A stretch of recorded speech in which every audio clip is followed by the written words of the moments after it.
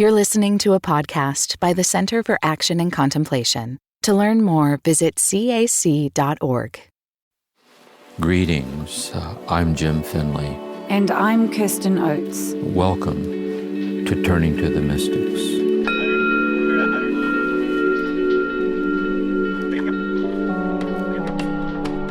Welcome everyone to Season 5 of Turning to the Mystics, where we've been turning to the Cloud of Unknowing.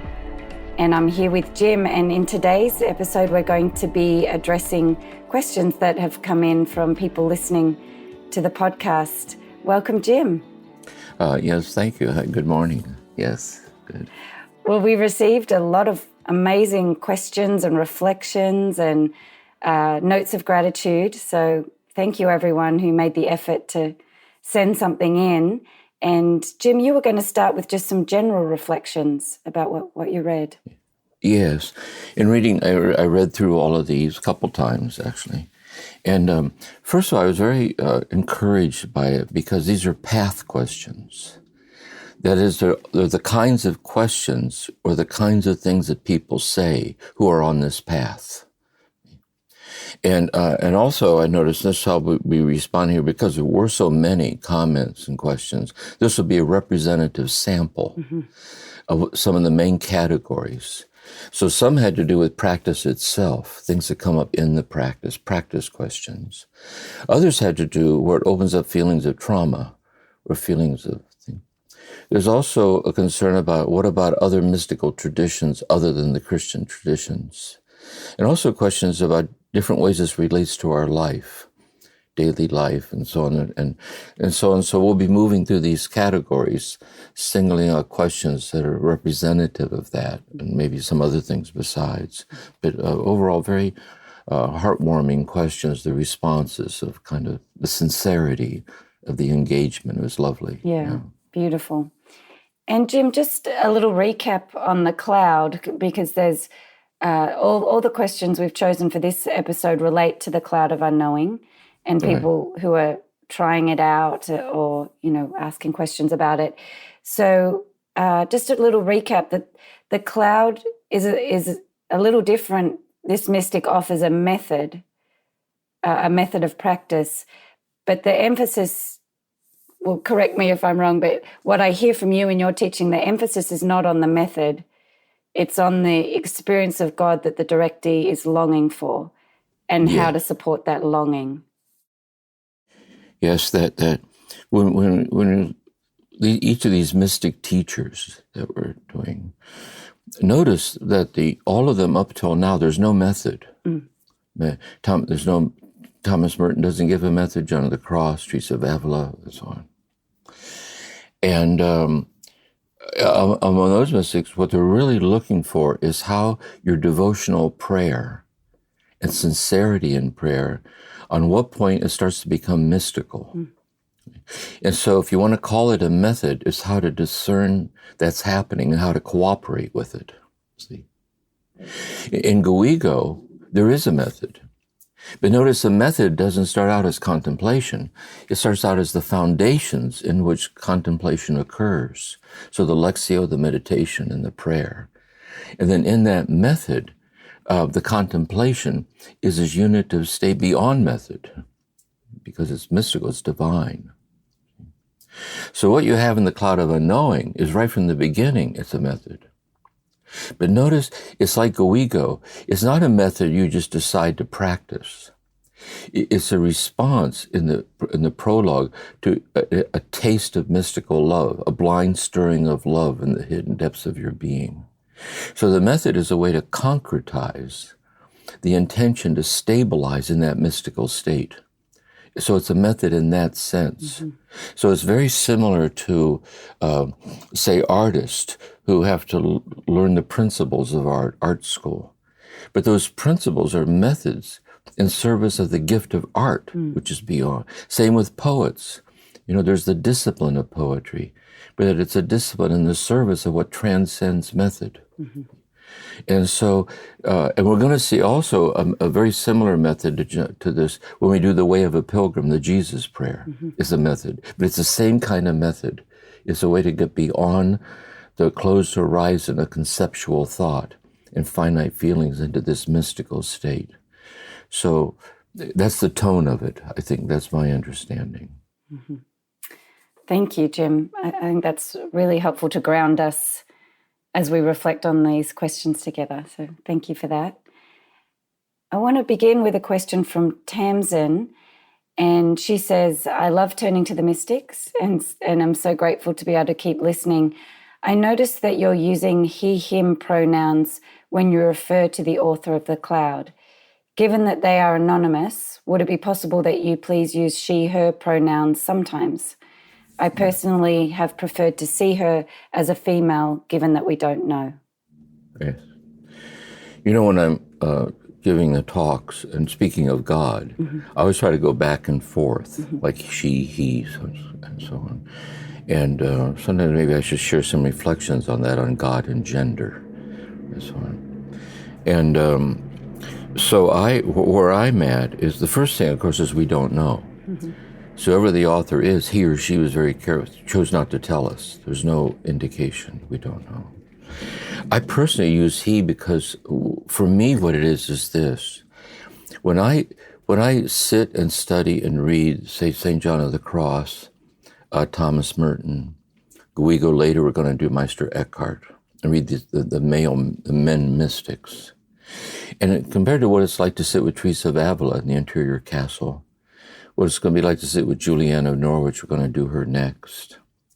Mictilda Magberg, one of the Beguines. There's like a feminine, Mirabai Starn talked about this too. There's like a feminine voice, you know. And so the voice of the author of the Cloud feels more masculine to me in my tone, just by sitting with these two. But because we don't know, and you prefer to think of the author of the Cloud as she, think of the author of the Cloud as she, you know. And it raises interesting questions about, it's out of our gender, it's the union with God that transcends gender. Yeah. See? But I transcend gender as a man. A woman transcends gender as a woman, but not to leave their gender behind, but the mystical dimensions of being a woman, of being a man. So anyway, but that's why I do that. That's my own proclivity. That's why you say he. Yeah. Thank you for sharing that, Jim. So now some questions about the Cloud. So one from Mark Dean. He says, do you think the 4 levels of the active and spiritual lives, there's 2 each of those, 2 active levels, 2 spiritual levels, correspond to the 4 stages of spiritual development, common, special, singular, perfect? I do think so. See, I think what these levels are all about is that this mystical awakening stirs and meets us and awakens us where we are. And so in the lowest level of the act, not lowest in the sense of less, but in the beginnings of the active life, likewise in the beginnings with the common life, the stirrings start within the stirrings of our day-by-day awareness of ourself in devotional sincerity. But then what happens is that the active life, that is the active life is achieving union with God through effort. It starts to become more and more passive, as in more and more yielding to God acting in us. And we have to actively choose to assume the stance that stays open to that, which then moves into the lower level of the mystical, of the spiritual, and finally into the highest level. So I think it's a certain way. It's very personal and it moves back and forth, but it just gives us an overall feeling or an understanding that can help us to realize where we are. Because that's what matters. God's always one with us where we are working. And the real goal here is not to have certain kinds of mystical experiences, but holiness. It's really surrendering ourselves over to the love of God and living in fidelity to that, and then letting it grow as it grows. So I do think it's a good insight. I do think they're related. And then if you're feeling stuck, this person is saying they're feeling stuck at a particular level, how would you advise them? We're going to have to talk with this person, get a clearer understanding. But this would be a thought. Let's say a person they get a taste of the mystical, they read the cloud. Mm-hmm. But they can just tell they're kind of stuck in the active. That is, they experience it in achieving it, what they achieve it through fidelity to their own effort, or to their thoughts, or to their insights, to their inspirations, to what the author of the cloud calls the gifts of God, rather than God, naked, alone as God is in himself. So what my thought would be this, to consider this, is that if one is desiring the mystical, and one realizes one is still very much caught up in thought and reflection and so on, to really trust God in the transformation that's happening to you in that active way of life. And knowing that God's oneness within you is you accepting yourself as you are, because God does. And then, the more we accept ourselves where we are, the more we can start to see the mystical dimensions of the active life through that acceptance.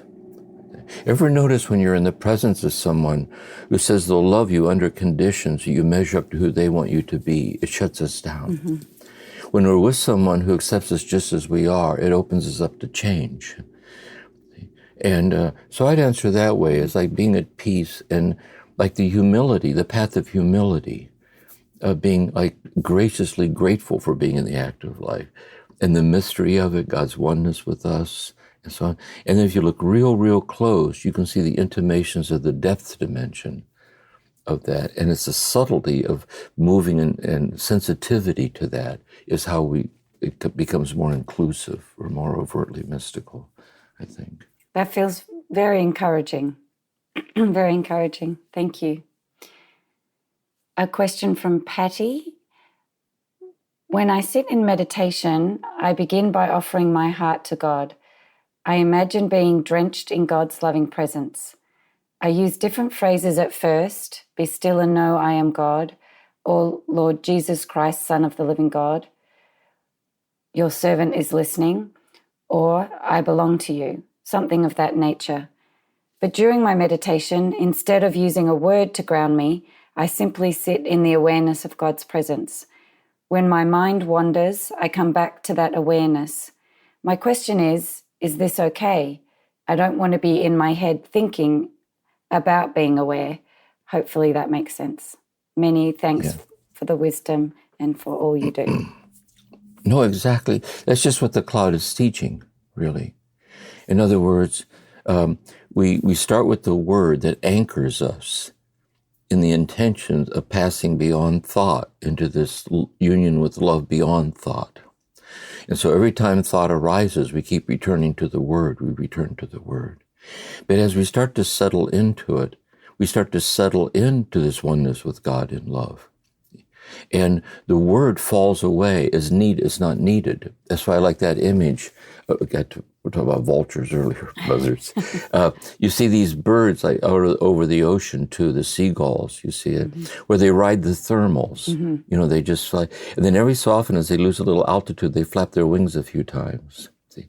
So you're sitting in this presence and you realize there's distractions. And so you say, Jesus, Jesus, Jesus, or like you flap your wings a few times to maintain altitude. But you're really trying to use the word to get beyond all words. And I think it comes full circle. We use the word to get beyond words to discover the holiness of words. You know, how God's present in the way we talk to each other and so forth.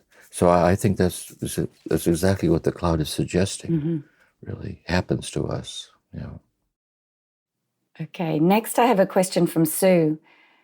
I tried for years to use silent or meditative prayer, finally giving up when my lack of progress would create such feelings of distress it was counterproductive. I am venturing carefully into this world again. I find myself drawn to it on the one level, but anxious on the other. I wonder if you can help me by reframing some of what you say.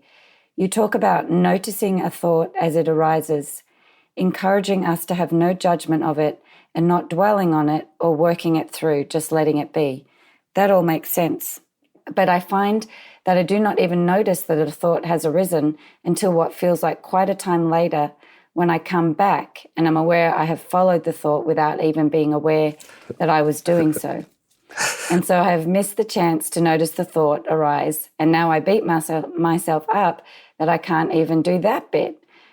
Please don't tell me I don't need to. I am trying to tell myself that without much success.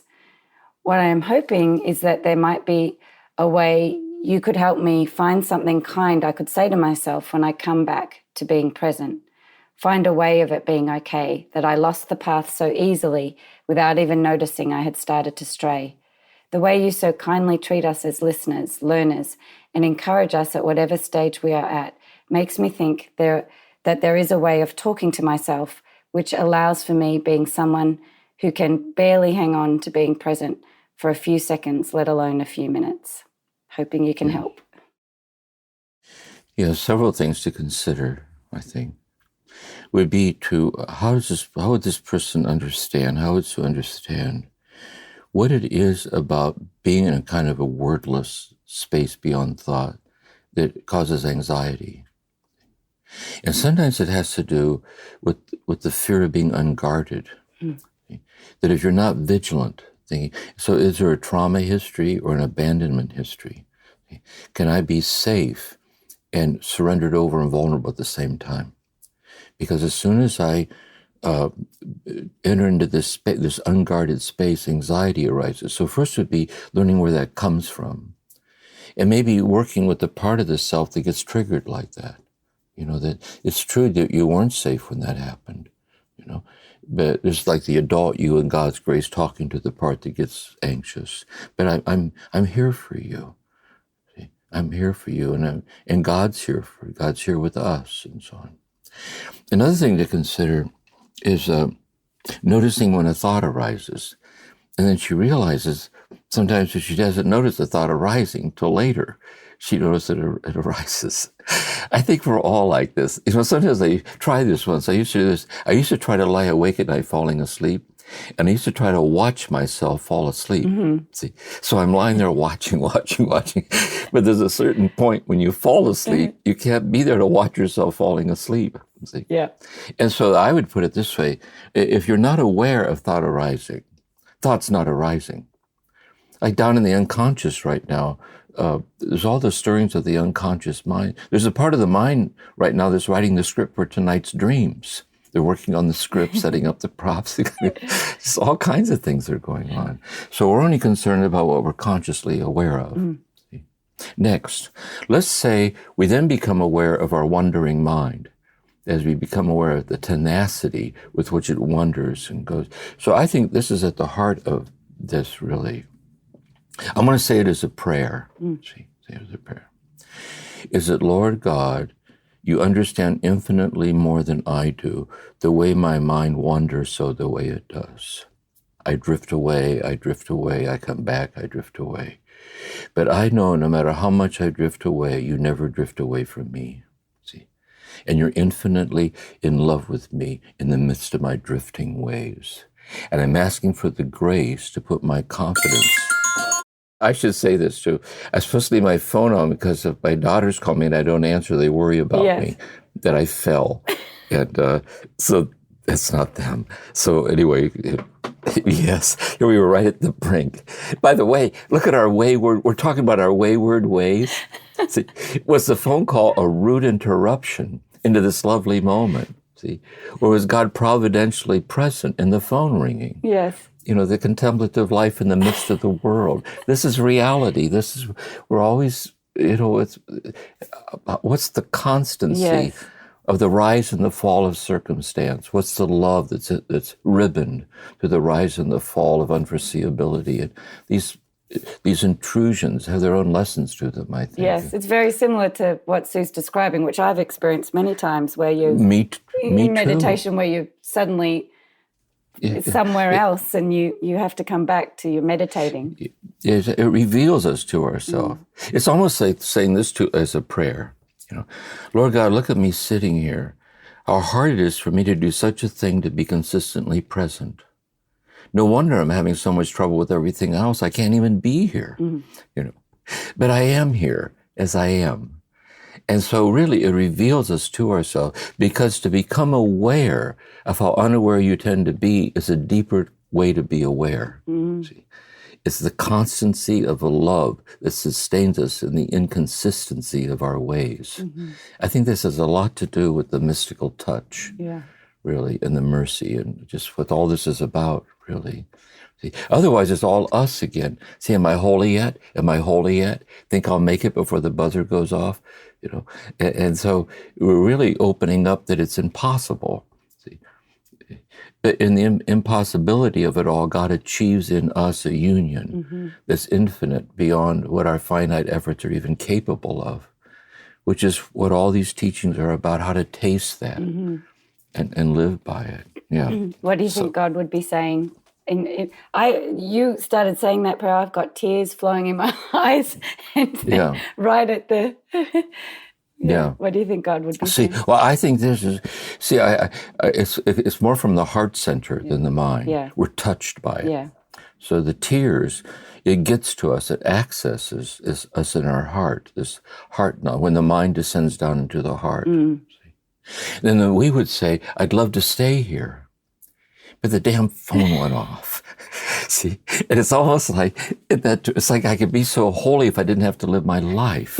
You know, if it wasn't for the rude interruptions, to the holy me I want to be. So how do I know that God's with me and is woven into the fabric of the very interruptions itself? Because it's life. You know, that doesn't mean we shouldn't look for times to be as quiet as we can. We need those. And we should need to protect ourselves from unnecessary. So, for example, if my daughters didn't need to call me so they don't worry about it, I'd turn my phone off. But for me, the holiness of the encounter is not to turn my phone off. And so we're always, all things considered, what's the most loving thing I can do right now? For my body, my mind, this person, this community. And if I live by this love, then in my sitting practice, I'm at the axis of love. And throughout the day, where that axis permeates out through the whole turning wheel of life. That's the feeling of it for me. Yeah, beautiful. Okay. A question from Kimberly. How does one reconcile the nuance between non-attachment and the fear I might be withholding love? In other words, in an attempt not to cling or attach, can we risk withholding love? Is it because love as we know it almost always has an agenda with it to satisfy our inner wounds or to get something out of it, versus God's agape love, which is love just for love's sake? Yes, this is a subtle thing, really, Tracy. I think sometimes we can use non-attachment as a kind of a rationale not to engage in the vulnerabilities of love. If we've been hurt by love, abandoned in love, betrayed by love, there can be a kind of non-attachment which feels safer. But really, this non-attachment is for the sake of radicalizing this vulnerability in love. Really, God's love for us in our vulnerabilities like this. And what I think is this: we should know that if there's some truth to this, there was certainly that for me with my trauma history when I went to the monastery, this cloistered monastery, and with my trauma history, and we didn't talk to each other. The Trappist monks, we used sign language, we didn't talk. For me, it was a perfect hiding place, because no one could get to me, just chanting the Psalms and sign. But God writes straight with crooked lines. So the fact at one level, I ran to a place of refuge.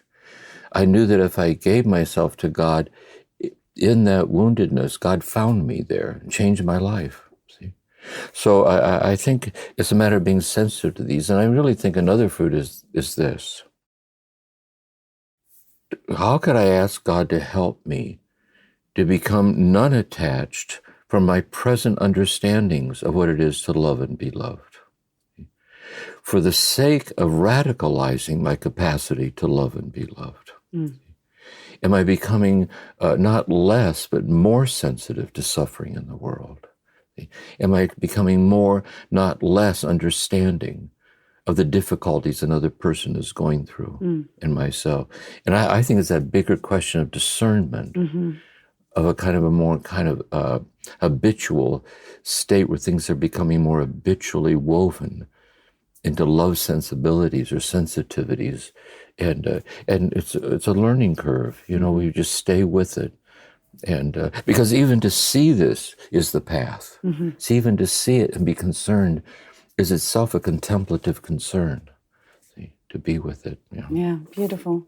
It sounds like, Jim, with what you just said, the non-attachment is more focused on not attaching to things that get in the way of God's presence taking us over. Yeah, I'm using an example. This applies to therapy too, but I want to apply to intimate relationship. Let's say the lover, the spouse, the intimate other is sharing something that you can tell matters very much to them. And let's say you're already familiar with it because they talk about it a lot. And you can see where they're at. And you already feel in your mind you have a helpful answer. So you could interrupt them to give you your insight. But what you would do out of love, you would suspend saying that. See? Like non-attached, you'd be non-attached from your own perception in order to be more present and give them a chance to tell their story. Then before you say anything, there'd be a moment where you'd pause. So that what you say is coming not just out of your conviction, but is coming out of a kind of an empathy with their concern. What could I say that would let them know that I see them, that they're not alone in their distress? And that would be non-attachment, see, in the service of meeting at a deeper level. Martin Buber says in I and Thou, what often passes for dialogue is just interrupted monologue. We're just interrupting each other. And people are arguing, you don't even let each other finish your sentences.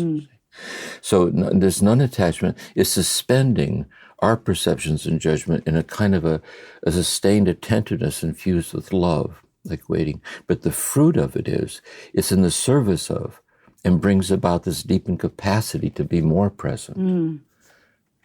That's really helpful, Jim. Thank you for providing that example. Yeah, that's helped me a lot. Thank you. There's a question from Jinty from the UK, and she's doing meditation in a group setting. And so she's asking, during the meditation, she feels physical, mental, and emotional needs of others. And should she pray into these or let those go and return to the word? So how does it impact this practice when you're in a group? Well, I think first of all is that if we have the gift and we're inclined to do it, and there's a group to sit with. One Zen master once said, it's very hard to get one log burning in a fireplace, but you put 3 or 4 logs in. So when we sit in a group, each one benefits from the communal energy of the group, and everyone in the group benefits from you. The other side of it is, as we sit there together in silence, you can sense, especially if you're sensitive, like an empath, or you're sensitive, you can kind of pick up on your concerns about what's going on in the, like, each one sitting here has brought burdens here. And so that I would say that sensitivity is a sensitivity to say, by surrendering ourselves over collectively into God, sustaining us in the silence, the depth dimension of the healing is occurring. So I think it's to be aware of it at one level, but then also to not stay there, but let us to return back to the depths, because it's communal to the depths of God, that the depths of God touches all of us collectively, healing the roots of our concerns. Like the inverse is also true, that when we meditate alone, we can never meditate alone because there's people all over the world. Look at all these people listening to the podcast.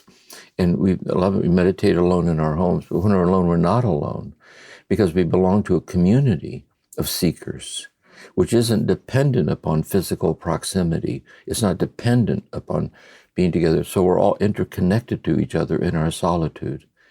In our collectiveness, when we are together, there is this depth dimension of each of us in which we're with each other in that. Also, in my sitting group, what I used to do, we do sitting and walking meditation. And at the end, then there would be a dialogue, like these questions here, just like we're doing here. And so the sessions themselves are kind of poetic and solitary, but then it raises up things, and then we dialogue with each other. But our dialogues are always in the spirit of the depth dimension in which the questions arise. You know, we're always meeting each other there. So it's that interplay between those two realms, I think. Yeah. So we're moving on to our next category, which is around negative feelings that might arise during the practice, people trying the practice, the method. And so a summary question based on, a number of questions is, how do we deal with difficult thoughts or emotions that come up, such as feelings of shame and self-criticism, feeling broken and damaged, unlovable and not good enough?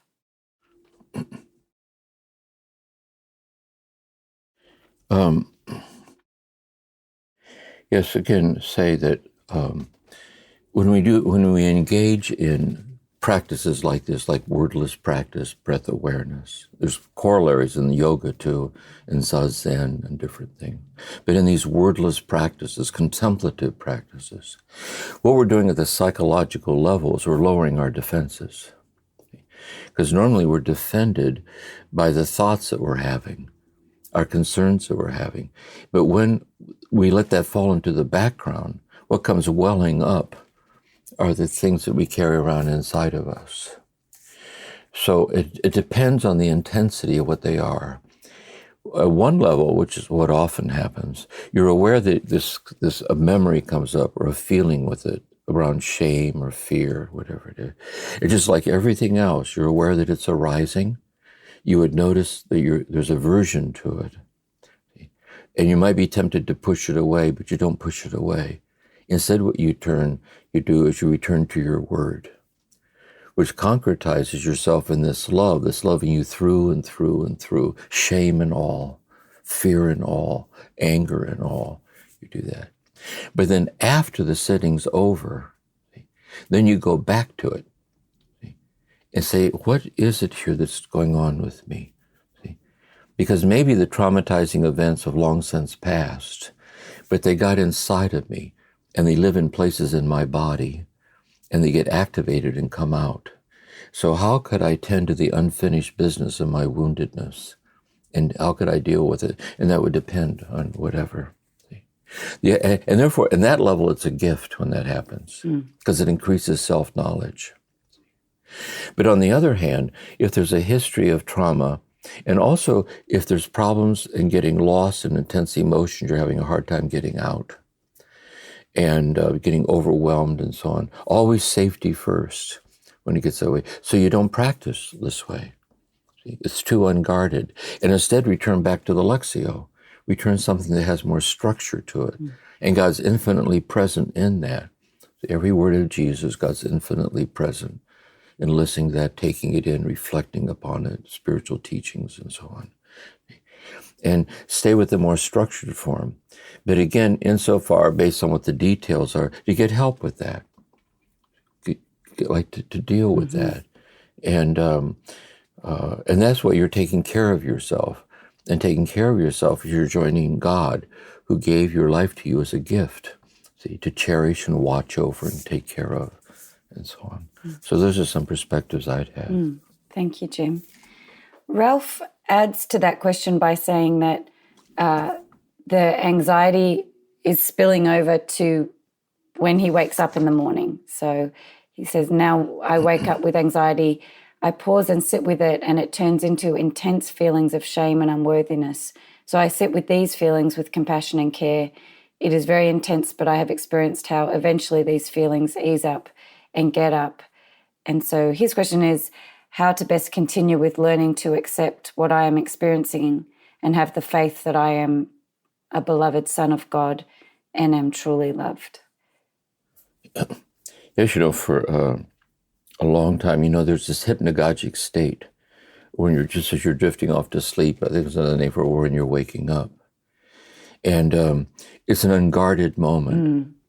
So to wake up and it's there, it shows you there's something inside. See, and thought hasn't showed up yet on the scene to kind of keep it in the background. And so one effort would be, it's just what this person's doing. That is, as soon as it occurs, as soon as you can bring this loving knowledge on board, to contextualize the fear. And then at a secondary level, see what you can do to deal with that. What is that? I have to say something for myself, too.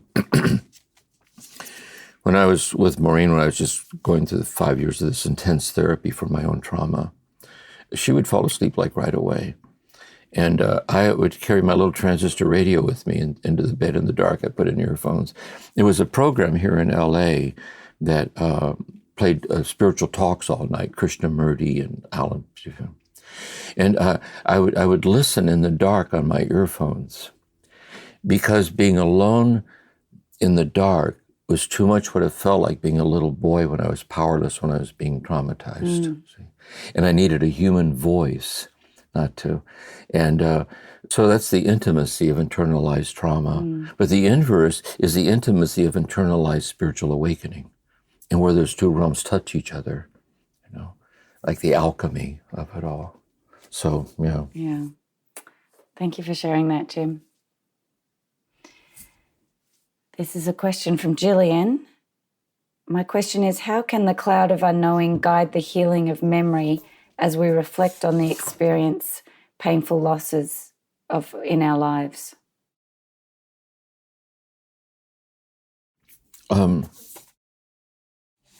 Read the question again. Yeah. Read it again. How can the cloud of unknowing guide the healing of memory as we reflect on the experience of painful losses in our lives?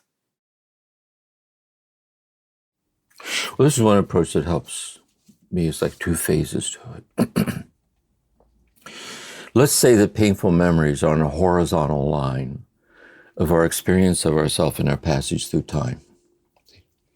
And so we have these internalized stories and memories, and then there's the emotions that come up when they reawaken. There's all that. This passage through time on the horizontal line of memory, that from birth to death is intersected in the middle by a vertical depth dimension of the abyss-like love of God, welling up and pouring herself out. So God is her, pouring herself out in and as our life on the horizontal line. And that infinite depth is an abyss of loving depth that's infinitely more real than all the painful memories. See? And so by surrendering ourselves over to that depth, sustaining us breath by breath by breath, we're transcended from imagining that I'm only the self that things happen to. See, that's where it's scary. See? I'm only the self that things happen to. I'm only the self that can do its best to get past painful memories. It gets absolutized. So what this depth of love does, it relativizes into this infinite love. Then the next step is this. Then what we do is we then draw from that depth of love to touch the hurting memory with love, so that it might dissolve in love. Because if all we do is surrender ourselves over to this depth of love, it's this kind of detachment again where we're removing ourselves from it. So we have to do love's work. We have to do love's work. And the love's work is that we turn to touch the hurting places with love. Now, when we turn to touch the hurting places with love, in that touch, some of the pain that we're touching flows through that touch back into us again. And we can feel ourselves starting to get overwhelmed. So we have to back away. We have to back away, not to keep running in the other direction, but to get regrounded in love, to come back again, to continue touching the hurting place with love. Engaging in that work over and over and over again is what transforms us, I think, because it integrates the pain into the love, and see this love that permeates it, but doesn't take it away. By itself. We have to actively work and cooperate with God to heal and work through these things, and to help other people do the same. How does the cloud of unknowing help with that, Jim? Is there a specific way, or is it more just the general capacity for love? It helps in this sense. Let's say we come and we bring to our prayer ourselves in the horizontal line. We sit in prayer. But what's the cloud of unknowing saying? Yes, you are on this horizontal line, but also notice in a moment in the past, you were touched by a blind stirring of love. Maybe it came to you in intimacy with someone. Maybe it came to you in a near-death experience. Maybe it came to you in a solitary hour. Maybe it came to you, but there was a moment of quickening in your heart, like it shined bright, it broke through. And that moment of your awakening is always there, but hidden away deep inside of you, because God's always there. So when we practice the practice, we put ourselves in a stance that offers the least resistance to be overtaken by this depth-like love that's always there. And that's how it does it. Mm. It takes us beyond who we are as in our passage through time as having the final say on who we are. Yeah. Because notice when we're sitting in deep meditation, it's a timeless moment of time in the midst of time. This is why when we're really doing this sitting, you have to look and see how much time has passed. Because in a way you weren't in time. Mm. See? You were in this depth-like eternality, which is the depth of each moment of time. And the more it stabilizes us and gives us a grounding in that, that's how it heals it. Mm. I think. Yeah. I think that's answering Liz's question as well. I'll read it, but I think what you've just said is guidance for her also. She says, I'm conscious that by temperament, I don't like to dwell on negative feelings, pain or loss, and I'm trying to get better at not just skirting past those things. But ultimately, they are finite feelings. How can you tap into that sense of the infinite where all this pain will melt away without dismissing the pain as unimportant and not getting the healing self-knowledge that might come from the tears? Yeah, I would say this is a helpful word, maybe. It doesn't melt away. Mm. It's like being free from the tyranny of the suffering in the midst of suffering. Mm. It doesn't melt away. But what it does, by grounding us in this love that transcends the suffering that's still there, it gives us a groundedness in that love to be present to that suffering, to accept it, to understand it, to walk through it, to think it through, and to integrate that depth dimension with those feelings. Mm. It's like contemplative character transformation. It transforms our character by concretizing this depth-like love and the unfolding of our experience. Mm. That's really helpful. So maybe not so encouraging to Liz, who admits that by temperament she doesn't like to dwell on feelings of pain. Oh, really? You know what? Me too. It's not my favorite thing. But you know what? Here's the thing about trauma. I don't like dwelling on feelings of pain, but there's part of me that does, because it dwells. See? And it dwells because it can't help itself. It's this part of me that's stuck in the moment of the past that won't let me have the present. Yeah. See? And it dwells there. And like ritualized trauma, it stays there. Mm-hmm. And so how do we liberate that? Like disengage from it. We disengage from it only by engaging with it, working through it, seeing and accepting it, cathartic, feeling the emotion, and walking through it, to be set free by walking through it. The Buddhists have a saying, I walked through the middle of the flames and found it was raining in there. Mm. And so in the midst of our pain, there's this kind of raining down of this grace that puts the pain into a context. Thank you, Jim. This is a question, I put it in this category of people kind of struggling for the unitive, wanting the unitive. And so this is a question from Rita. What has struck me in the past few days is that I am still struggling with a lack of the felt sense of God in my life, and that is what I am seeking. Whereas I think that perhaps the point is to move beyond seeking that reassurance to a place of just giving myself to the unknowable, taking the risk of opening myself to challenge. I realize that I spend so much of my time holding on to a very closed-off part of myself, which is afraid to be open, to be vulnerable, to take risks. I find it so hard to let go of the tangible, the incarnate, indeed because the alternative is unknown and at times seems less appealing than the present here and now. Is there any other advice you can give as to how to make this shift? Yes, what's coming to me now is when we were doing St. John of the Cross about longing. And he's echoing the Song of Songs, the scripture. And says, where have you gone, beloved, and left me moaning? I went out looking for you and you were gone. And so the whole dark night of the soul is the loss of the unitive experience, which you know it is lost because you fleetingly tasted it. And having tasted it, you know your life is forever incomplete without it. See? And so the longing is the path. See? It perpetuates it. Next, what helps is the longing, is to know that this longing is an echo of God's infinite longing for us. See? God longs for us. See? And we might say God longs for us to long for him. See? God longs, it's like longing meets the longing and is transcended in the longing. The next thing is that in the midst of this longing for this union, to know that somehow the longing for the union is itself the union, experienced as the longing.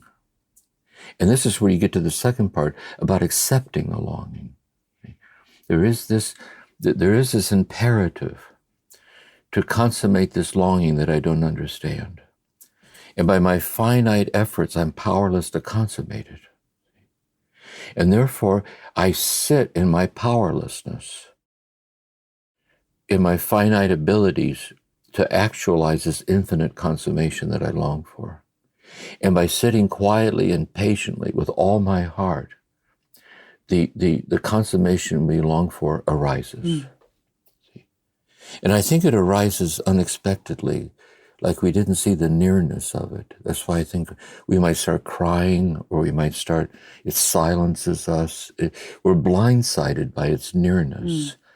And here what we also realize, that here it was there all along.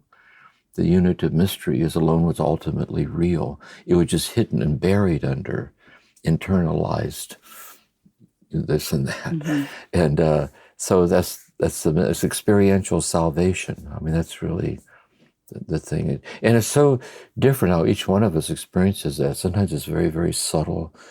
It comes and then it goes away again. It comes back. And so we're really just giving ourselves over to the path and knowing that we are being transformed on God's terms and not on our terms. And we just walk the walk. Yeah, that's helpful. That's very encouraging. Thank you, Jim. A question from Jenny. I have just listened to the second dialogue in which James said that everything is eternal. This was taken to be a comforting thought, and in many ways it is, but not in all ways. Does that mean that the Holocaust is eternal, that Ukraine is eternally bombarded by Russia, that things we might regret saying or doing are eternal? Yes. Let's say, first of all, the intuition is if God knows that we're here having this conversation, and God never forgets, which means, and not only that, God knowing that we're here is the reality of us being here. See? Okay. So when we die and go into God, we'll go into having this conversation forever. Everything real is forever. But then it raises this question, well, what about then the moments of trauma? See? Because if they're forever, experienced as they were when the trauma was occurring, we'd be in hell. Yeah. See, hell would be eternally trapped. Just because something's too sad to be true doesn't mean it's not true. See, just because things seem to be and are hopeless doesn't mean they're not hopeless. Yeah. See? Yeah. And that's trauma. But here's, I think, what it is really, in the Christian terms, that when Jesus rose from the dead, he rose with his wounds.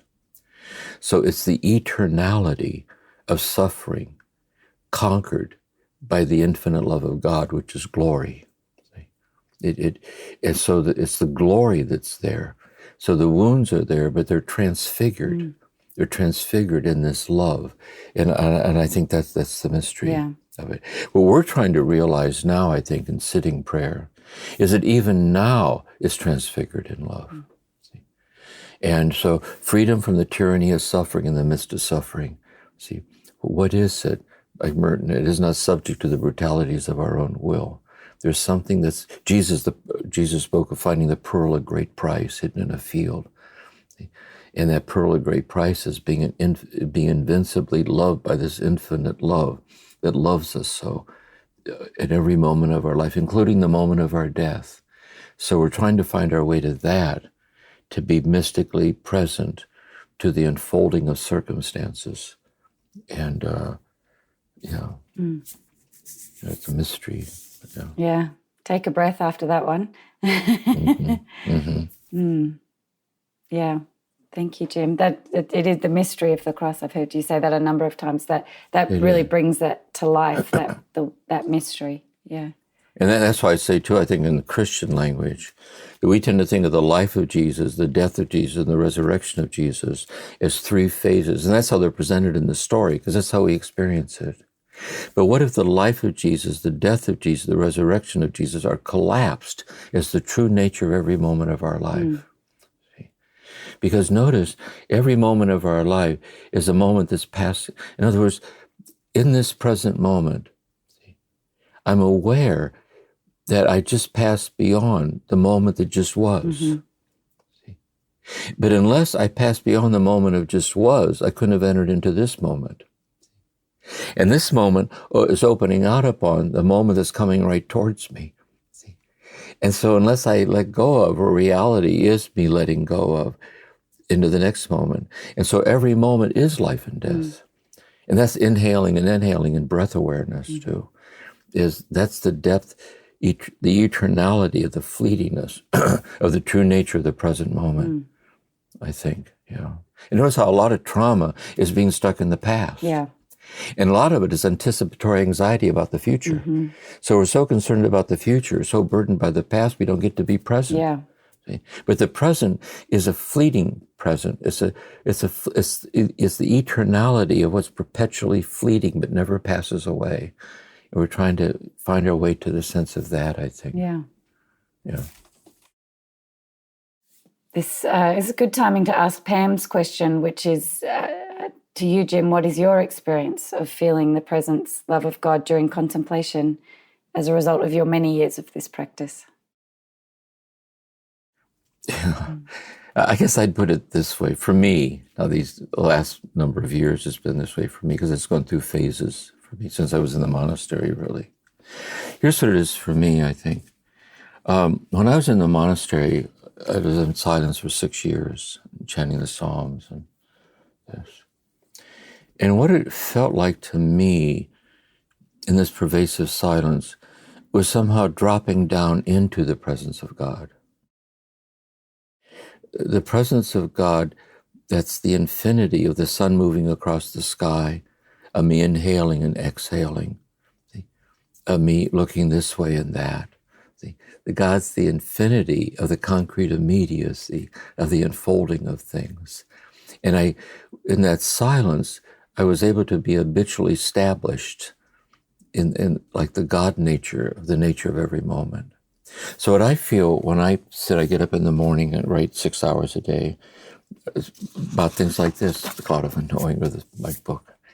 And what I experience it is I'll be trying to put words to this, and putting words to it in a sustained solitary silence in which I drop down into this presence of God.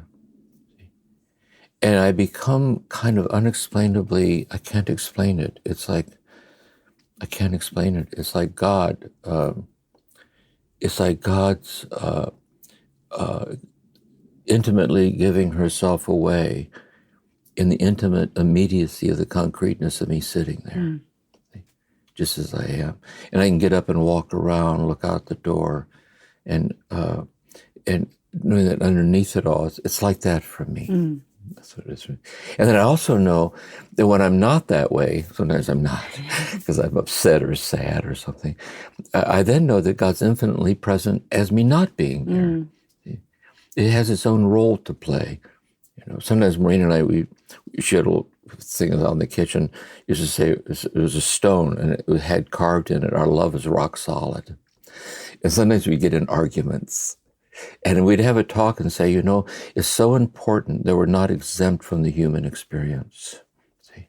It isn't a holiness beyond the darkness of this world. It's the depth and the holiness of the darkness of this world. So our human vulnerability, the divinity of our vulnerability, is the context in which this presence of God keeps deepening. So those are some of the ways I would try to put words to it, I guess. Wow, that's really helpful to hear that. Thank you for sharing. Well, we're going to turn to a voicemail, but this is a good time, I think, just to thank Corey, our producer, who was the one to gather all these questions and emails and voicemails and put them together for us and with such care. And I know he responds to people as well. So, Corey, thanks for all that amazing work, and we're ready to hear the voicemail. Good. Yes, thanks, Corey. Thank you, Jim and Kirsten. Miguel here in Olympia, Washington. First-time caller, long-time listener. I have a comment and a question. I'm 70 years old and have been practicing silent prayer since I was 15 years old. But every time I sit, although I've logged thousands of hours, I feel like it is the first time. I really enjoyed the way you, Jim, have unpacked the cloud, and I thought the image of the eagle silently soaring and the occasional flap of the wing is a great metaphor for the use of the prayer word. I also love the simple distinction you made between thought and thinking. As Thomas Keating said, God's first language is silence and everything else is a poor translation. My question is, it seems that most of the major world religions have some practice of silence. Jim, how do you think the cloud's Christian intention of practice differs from the intention of the Buddhist Vipassana practice? Thank you, and I'm looking forward to season 6. Yes. Now, let me say first, I want to speak of silence in the Christian language first. Some thoughts. I think there's different kinds of silence. One is once went on a Zen retreat with this Jesuit priest from the Netherlands. Can't think of his name right now. And he said, there's imposed silence in which you don't speak because you're not allowed to. And I thought, too, that has two versions of it. There's imposed speech where you're threatened if you say anything, you'll regret it. See? But there's also the imposed speech out of courtesy, like in a church or a religious service or at a memorial service, whatever. So it's imposed as a courtesy that you freely accept. There's another kind of silence then, which is the deepening of that chosen silence. And that deepening of the chosen silence, it opens out on eternal silence. So meditative mind, the meditative practices is a chosen silence that opens us up to this eternal silence. And we've tasted the eternal silence in moments that were silenced. Like Merton, we turn to see a flock of birds descending. And as if out of the corner of our eye, we sense something in their descent, this primordial, vast, and true. And we're silenced by it, meaning there are no words that can account for it, like that. And so what we do then is we take those moments where we're silenced with the silence of God, in which the silence of God is speaking the universe into existence, is self-donating the birds, the air, everything. So the practice then is a practice of freely choosing that stance, where the intention is leaning into that silence, which is really to listen. The first words of the rule of St. Benedict is, "Listen, my child, to the words of the Master. And if today you hear his voice, harden not your heart." See? So our silence is that we might listen. Thomas Merton once said in a talk to the monks at the monastery, he said, sometimes we tend to think we're real because we make noise. But we should never forget that all of our noise came out of eternal silence and is very, very quickly going to return to it. He said everything that stands up and shouts about itself is an illusion. But then there are words that come out of silence. They don't interrupt it. They come out of it and deepen it, which are the words of prayer, the words of love, the words of crying out in suffering, the words that seek to console, the words of poets, philosophers. And so all these contemplative traditions, see, Merton saw this when Thich Nhat Hanh came to visit Merton when he was still in Vietnam. They recognized each other because what Thich Nhat Hanh was seeking in the Dharma of the Buddha and Merton was seeking in mystical Catholicism, they met at a point of convergence of this divinized consciousness. And when Bede Griffith came from India, from the ashram, and the Kabbalah, Abraham Joshua Heschel came to visit Merton. There's this convergence where people given over to the contemplative dimensions of the divine and their tradition that transcends their tradition, they recognize each other. And so I found in my life, Merton introduced me to yoga, and he introduced me to Buddhism. And I've also been deeply affected by the Sufi way. I found it very enriching to know these different dialects for transformation. And so I would say that's the affinity. So if you're so inclined, some people aren't, but if you're so inclined and you taste the richness of these paths, that can be woven into your path, as part of your inner landscape. Mm-hmm. Brian had a question about that, I came to centering prayer via mindfulness of breathing practice, which is more about focusing your attention on the breath, whereas centering prayer is about releasing attention from your thoughts and being receptive to divine presence.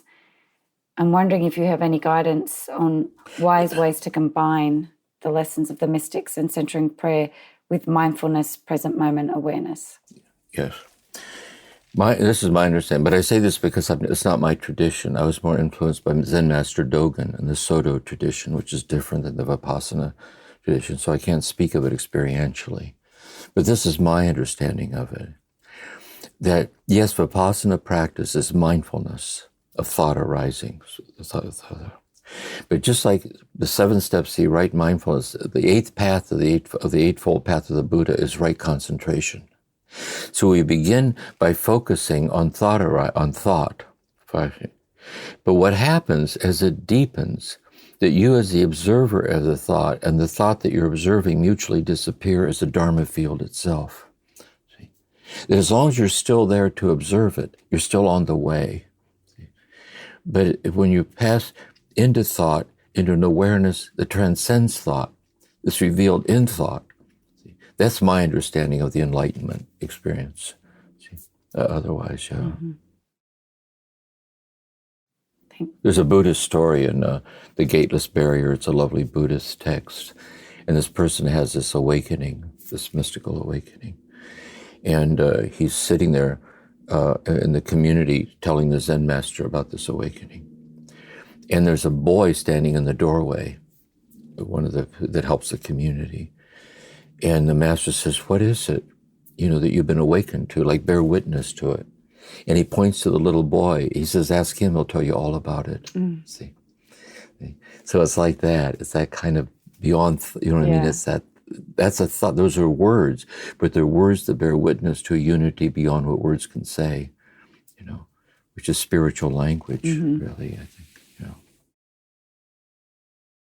Teresita asks, how can we bring this into the world? How do we bring this union into the social construct of our world? How do we model this to help others so they find their contemplative self? What would it be like to be a contemplative politician, scientist, author? Yeah, this is my sense of it. Let's say I'm sitting in my practice. And in the practice, I realize that what I'm sitting in is the desire to deepen my awareness of the divinity, of the intimate immediacy of all things. God so loved the world that he sent his only begotten Son. The divinity that permeates the human experience throughout the whole world. So let's say later in the day, I'm sitting at a meeting. People are sitting around the table, and I'm listening. They're working on trying to resolve something. for the service that this group provides for the world, or the product, whatever it is, the problem. And you sit there and you say, I guess I could blurt out something. I could share my opinion. But instead, I could pause for a minute. I can meditate and say, what could I say right now that would have the best possible chance of being helpful? When I really think about it. And how could I say it? And what would be the way in which I would say it? It would have the highest chance of being received, and to see where it goes. And I think that's the contemplative dimensions of the business place. Mm-hmm. That's the contemplative. So a politician would be, what is politics? It's the science of the possible. See, it's the science of policies that ideally promote the good of the community. So how can my commitment to the political order, could I be committed to policies that do that? Mm-hmm. And an open and exchange, the key to democracy is this dialogue. And how can we actively meet in the middle for the sake of the common good, mm-hmm. and not give in to ideological confrontation, because that's the problem. It turns into that. So how could I not be part of the problem? See, by not getting into that polarity, but trying to stay the middle course that includes both, as I hold my own perspective, but deeply respectful of the other, what truth it contains, and how can we move forward together. And not be disheartened by the tenacity of collective brokenness in the political order. To just not be disheartened by it. And if you do get disheartened by it, quit. Mm-hmm. You're not meant to be there. Yeah. We weren't put on this earth to let other people tear down our capacity to enjoy the groundedness of our own life. Mm. And we should love our neighbor as ourselves, not instead of ourselves. Mm-hmm. Saskia asks about, what does it mean to love God for God's sake alone?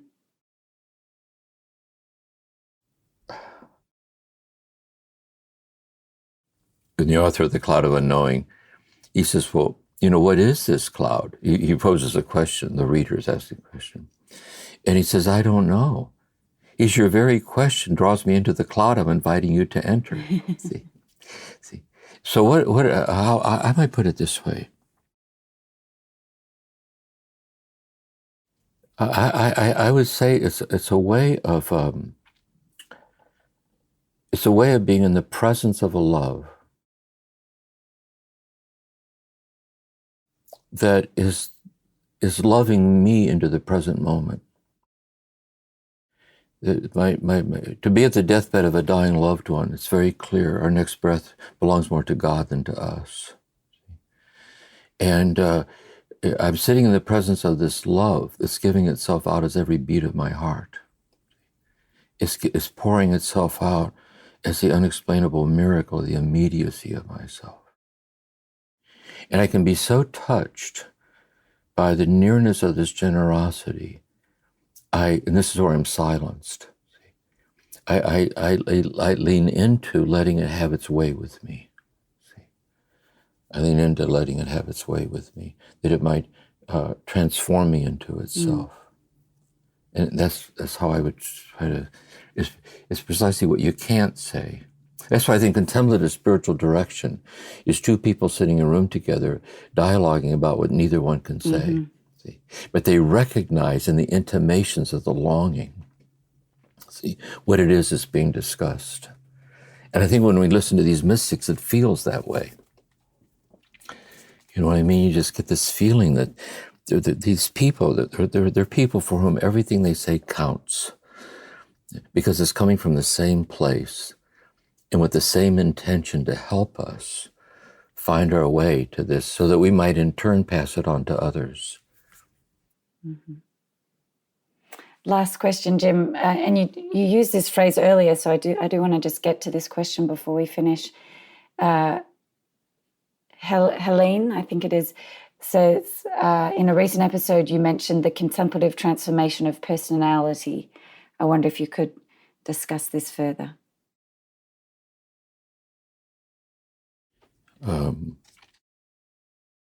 This related to this question someone to relate about the Enneagram and so on. Mm-hmm. See, let's say my personality is the kind of intricate patterns of the givens of my felt sense of who I am.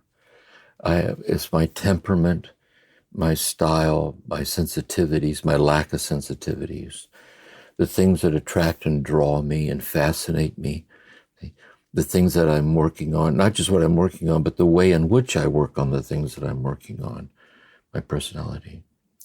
And so in a way, when I sit in prayer, it's in my personality, I come upon the identity deeper than my personality. Then my personality, Merton calls it our exterior self. But in the depths of my personality, as I drop down in silence, in the depths of my personality, I drop down into an identity that is God being identified with me in the mystery of who I am. But that deepening mystery of God identified with me then kind of wells up and illumines my personality. And it brings about my own unique temperament, my own unique way of being faithful to or kind of embodying this kind of transfigured way of life. But embodying it is me. Another way I put it too sometimes is that of all the millions and millions of people on this earth, not a single one of those people is you. Not a single one of them. And of all the people that have ever lived, not a single one of those people was you. And all the people yet to be born, not a single one of them is going to be you. That you're the only you there is. See? So if you don't be you, nobody will. See? And so we transcend ourselves to drop into this uniqueness of ourselves that is our unique portal or opening that opens out upon the uniqueness of everybody. That's why the more I understand myself in these interior realms, the more I understand everybody, because every one of us is a unique edition of the same story. See, we're this invincible preciousness that we're trying to find our way back to be faithful to it. And so in this interconnectedness with myself, I enter an interconnectedness of empathic union with the underlying patterns of everybody. Like that, I think. Yeah, wow. That's beautiful and timely to hear that as we've sat with questions listeners are sitting with, because we're all woven into those questions. We all have those same...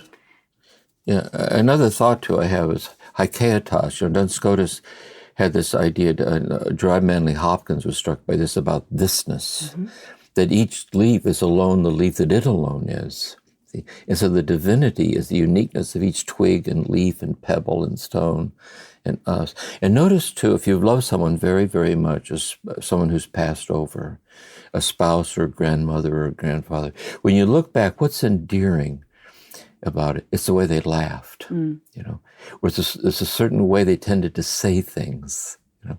A certain pattern that's inimitable. It can't be imitated, you know. Which is somehow though, and then we're trying to find that in ourselves. Yeah. See, to appreciate and feel that and share that and be that. Yeah. Oh, that's so helpful. And really, then these listener questions are like unique portals into this path, and as we're all trying to find out a way to and notice also in the questions they're revealing themselves to us, see, because of the sincerity. And when they do, they enrich all of us. For in the response, everyone benefits from it. So we're kind of, this is contemplative community being actualized here right now. Yeah, what a gift. And Jim, thank you so much for this wonderful season on the Cloud. It's been just a joy to be in dialogue with you about it, and to sit with these questions today has been a real gift. Yeah. So. And then after a break, when we do Julian of Norwich, she's a lovely mystic. It'll be delightful to do her, then move on to Eckhart and so on and so forth. We're on a journey here together, so it's good. Yeah. It's wonderful. It's a real gift. Thank you for everything, Jim. We appreciate your unique portal. Thank you. Thanks. Thank you for listening to this episode of Turning to the Mystics, a podcast created by the Center for Action and Contemplation. We'll see you again soon.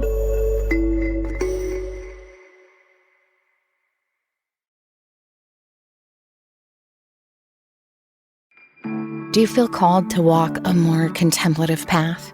The Center for Action and Contemplation is an educational nonprofit supporting the journey of inner transformation. Our programs and resources will help grow your consciousness, deepen your prayer practice, and strengthen your compassionate engagement with the world. Learn more about our resources, such as publications, podcasts, email series, and events at www.cac.org.